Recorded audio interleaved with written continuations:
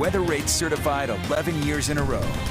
All right, all the snow providing some incredible views up in the mountains, and we're hoping to add some more. Yes, that's our wish, Alana. Oh, we've got a cold front doing that right now, and we actually catch that front from this great picture from Powder Mountain. Thanks to Jess for letting us share it, but it is just stunning as you look at that view. The front on the move has moved through northern Utah, most recently dropping some light snow and Sandy. Thanks to Soraya for sharing that with us, and now heading into Utah County where we've got some gusty winds. The storm tracker radar sweeping the area, and you can see down towards Draper, just clearing Draper over into Tooele and Tooele County, as well as near Lehigh, and starting to clear the backside of the Wasatch, but I bet the Heber Valley getting a little snow as a result. This isn't a huge system, but it is bringing something our way, and northwest flow behind it, which means we get chilly. We watch as that kind of band and that front kind of heads south as we've made it through the day. That cold air is really going to be something that we notice into tomorrow with below average temperatures. This is a live look at Price. Great shot from Castle Country.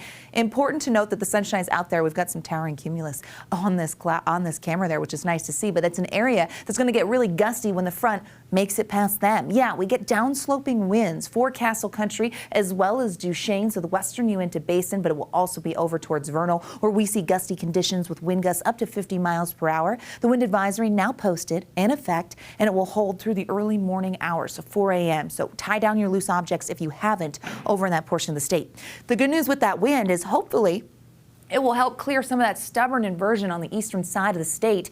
It's something that they need. Seeing the potential for moderate air is progress because they've been in that unhealthy category for quite some time. We will see air quality along the Wasatch Front tomorrow worsen just a tiny bit with more elevated particulate matter. You know what that means. High pressure's taking control. As we get through tonight, 30s turning to 20s, and then we get that cold overnight, but we're going to dry out this weak system, bringing in those snow showers over the Uintas as we watch the future cast here slides a little further south into Utah County and towards Castle Country, and it gets breezy. That northerly flow, but then high pressure starts to gain control, and it will build overnight and into tomorrow. So that means clear conditions, but that northwesterly flow has a bit of a bite. So across the northern and even the southern portion of the state, we're going to be running below average when it comes to our temps. Friday, southerly flow comes back, and we get plenty of sunshine, and it will be seasonal, which means our temperatures will rebound to average. We step back, though, because we're keeping an eye on this for our weekend. It's a splitting system. Could throw a couple clouds our way.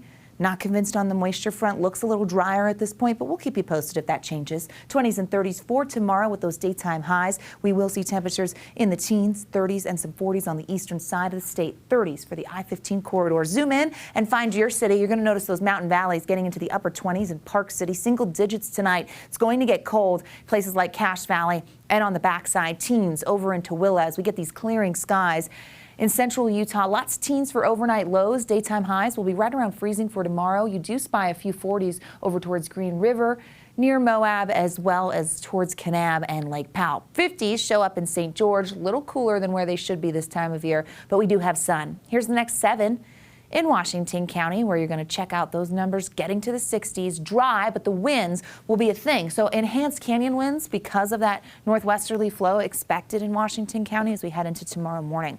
Here's the Wasatch Front, 30s to 40s to back down to 30s to here come the winds by the end of the weekend. They're signaling a little bit of change as our next storm system wants to roll in. We see its presence on Tuesday, which is Valentine's Day, and Wednesday, and the potential for snow. And I just feel like Mother Nature's like, Alana, you're my Valentine. Is this what you asked for? Yes, it is. We like that moisture. She's like, please go and snuggle indoors. Let me snow. I think she's just like, here, mountains. Yes. Here's some more. Yes. We'll take it. Okay, thanks so much, Alana.